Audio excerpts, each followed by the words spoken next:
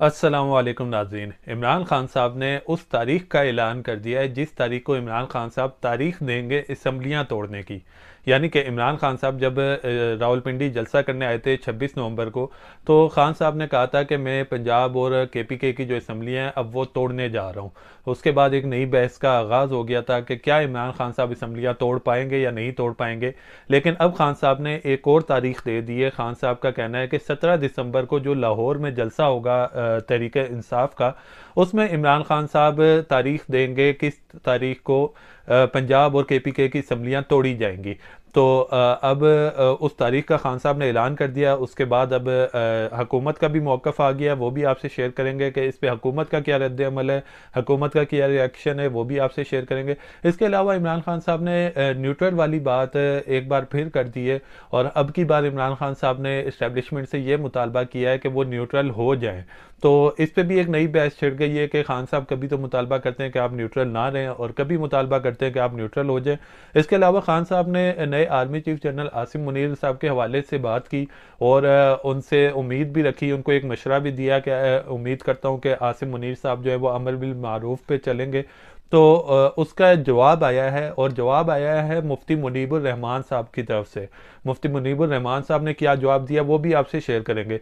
लेकिन सबसे पहले हम बात कर लेते हैं कि इमरान खान साहब ने यह ऐलान कर दिया है कि 17 दिसंबर को जो लाहौर लिबर्टी चौक में जलसा होने वाला है पीटीआई का, उसमें वो ऐलान करेंगे कि किस दिन उन्होंने पंजाब असम्बली और केपीके असम्बली की तहलील करनी है, किस दिन ये असम्बलियाँ टूटेंगी।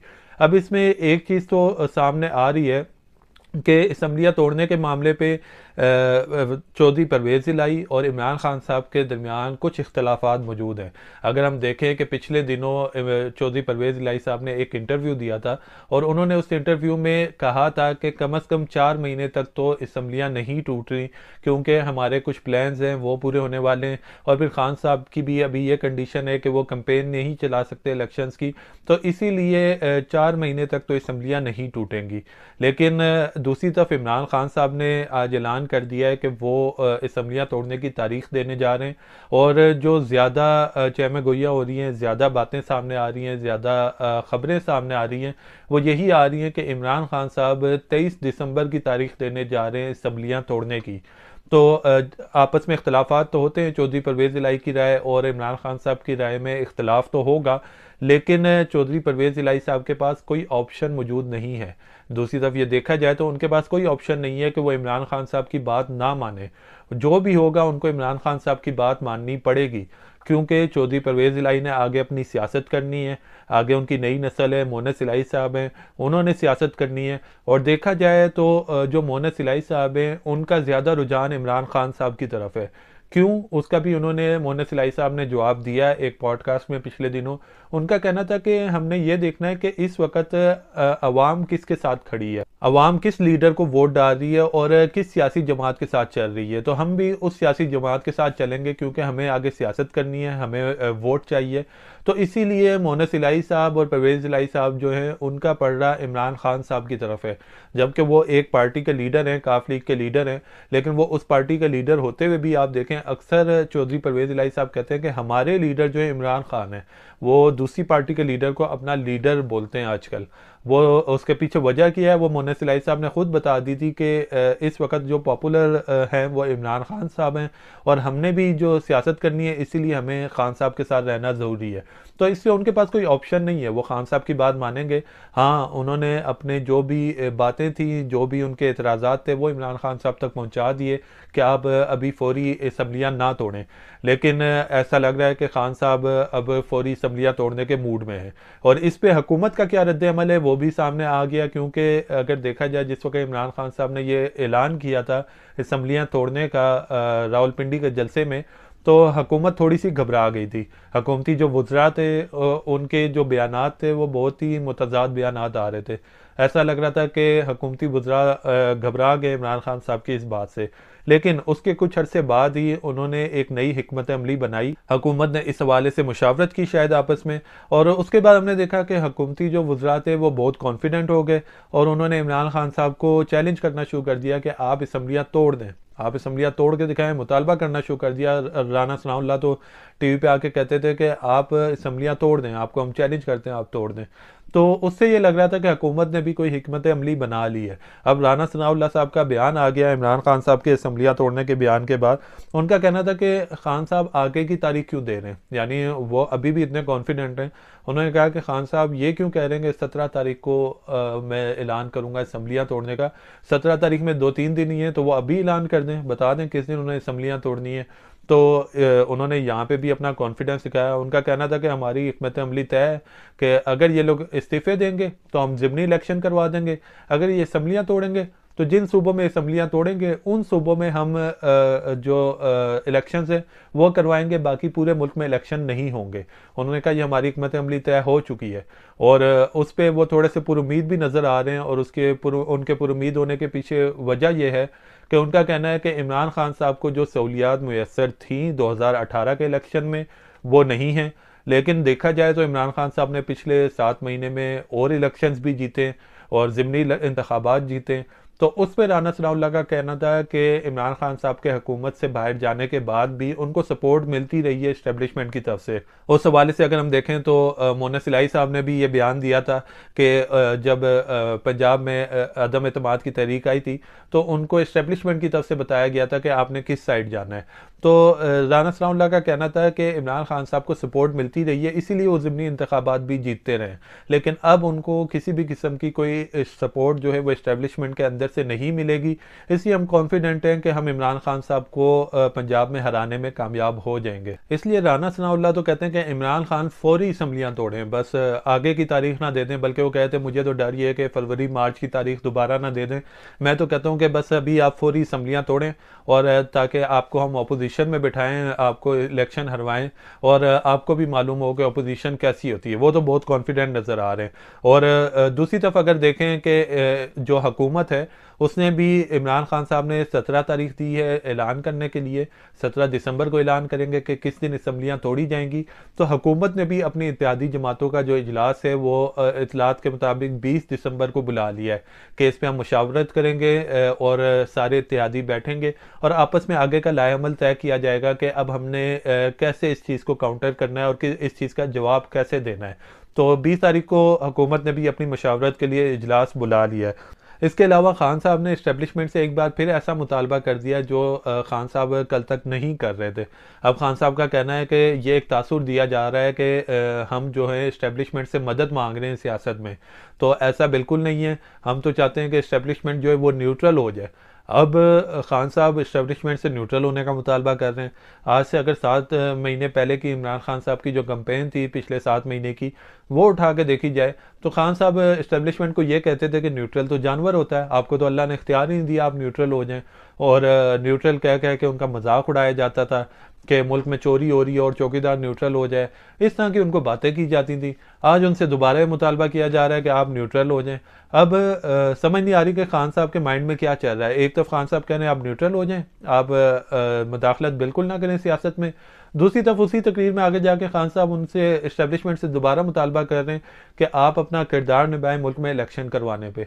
अब खान साहब चाहते कि हैं ये किसी को भी नहीं समझ आ रही। हो सकता है इस्टेब्लिशमेंट भी कंफ्यूज हो कि खान साहब की कौन सी बात माननी है हमने। ये वाली माननी है कि हम सियासत से दूर हो जाएं और किसी किस्म का भी कोई रोल ना सियासत में निभाएं, या खान साहब हमसे ये मुतालबा कर रहे हैं कि आप आएँ और सियासत में इंटरफेयर करें और हुकूमत को मजबूर करें कि वो इलेक्शन जल्दी करवाए। तो इस्टेब्लिशमेंट भी मुझे लगता है कंफ्यूज हो जाएगी खान साहब के इन बदलते बयानात की वजह से, बिल्कुल समझ नहीं आ रही। बल्कि खान साहब की अपनी पार्टी के जो तर्जमान हैं वो भी अब इस चीज़ का दिफा नहीं कर पा रहे। शिबली फराज साहब डॉन न्यूज़ पे इंटरव्यू दे रहे थे, तो उनसे जब ये सवाल किया गया न्यूट्रल वाला, तो बेचारे जो है वो घबरा गए, उनको कुछ समझ नहीं आई।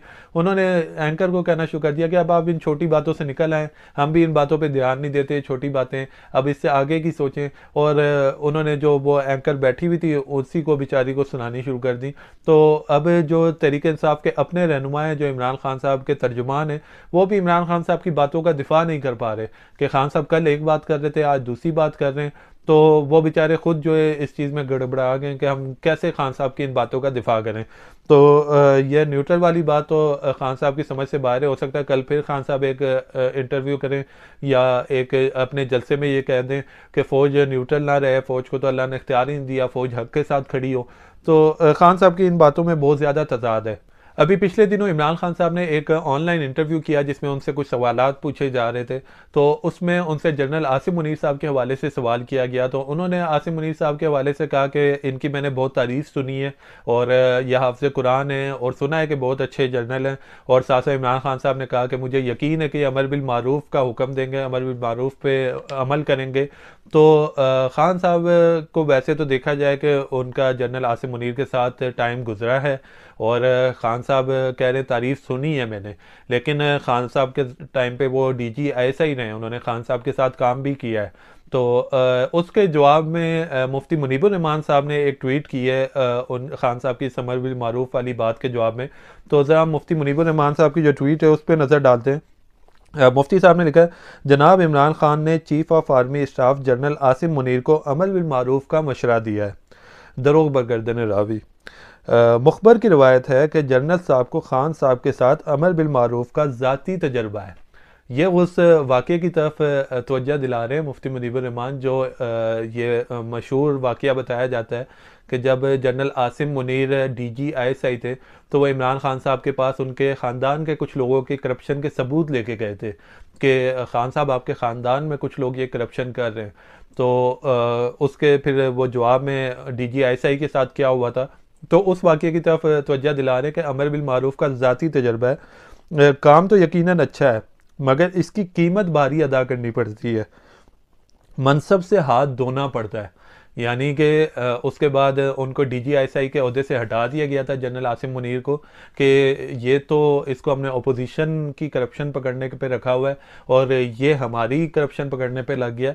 तो उन्होंने अमर बिल मारूफ का हुक्म तो दिया था लेकिन उनको मनसब से हाथ धोना पड़ गया था। तो मुफ्ती मुनीबुर रहमान साहब का कहना है काम तो ये बहुत अच्छा है अमर बिल मारूफ का हुक्म देना, इस पर अमल करना, लेकिन इसकी जो कीमत है वो बहुत ही भारी अदा करनी पड़ती है। खैर फिलहाल जो है वो अभी इमरान खान साहब ने ये ऐलान कर दिया है कि अब किस दिन वो असम्बलियाँ तोड़ने की तारीख का ऐलान करेंगे। और खान साहब भी इस तरह सियासत में इन रहते हैं, ख़बरों में इन रहते हैं, रोज़ वो कोई ना कोई ऐसी बात कर देते हैं। खान साहब तारीख देने को अभी भी तारीख दे सकते थे कि फ़लानी तारीख को हम असम्बलियाँ तोड़ने जा रहे हैं, फ़ैसला हो गया है, मशावरत हो गई है, तो उसके बाद ही इमरान खान साहब ने कहा होगा ना कि मैं तारीख देने जा रहा हूँ, तो वो अभी भी तारीख दे सकते थे। लेकिन क्या है कि हमने जैसा माजी में भी देखा कि इमरान खान साहब ने किसी जलसे से पहले एक बड़ी चीज़ का ऐलान कर देते हैं कि उस जलसे में मैं फ़लानी बात करूँगा, तो उससे क्या होता है कि उस जलसे पे सबकी नज़र होती है, वो जलसा ख़बरों में आ जाता है। इमरान खान साहब सियासतदान तो बहुत अच्छे हैं, यानी कि वो ख़बरों में रहते हैं, उनको पता है, ये हुनर आता है कि उन्होंने किस तरह ख़बरों में रहना है, किस तरह लोगों को, आवाम को इंगेज करके रखना है अपने साथ। तो अब आवाम सब की नज़र जो है इमरान खान साहब के 17 दिसंबर के जलसे के ऊपर है कि खान साहब क्या तारीख का ऐलान करेंगे। और हो सकता है कि उस जलसे में भी आवाम इस नीयत से जाए कि इमरान खान साहब ने आज जो है ऐलान करना है असम्बलियाँ तोड़ने का।